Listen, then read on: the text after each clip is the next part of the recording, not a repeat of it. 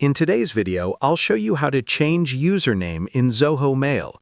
If you want to update your display name or personal details, this quick guide will help you do it easily. To begin, open your web browser and sign in to your Zoho Mail account.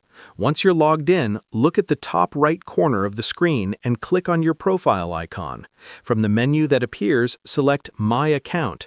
This will take you to your Zoho account settings page. Now, in the Account Settings area, find and click on Personal Information. Here you'll see your current profile details, including your name. On the right side of your name, click the Edit button. After clicking Edit, you'll be able to change your username or display name. You can update your first name, last name, and display name as needed. Zoho also allows you to edit other personal details such as your gender, country or region, language, and time zone. Make sure the information you enter is correct and up to date. Once you've finished making your changes, click the Save button to apply them. Your updated username will be saved instantly, and the changes will reflect across your Zoho account.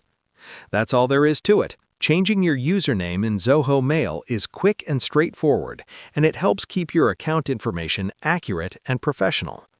Thanks for watching this video. If you found it helpful, don't forget to like and subscribe for more easy Zoho tutorials and tech tips.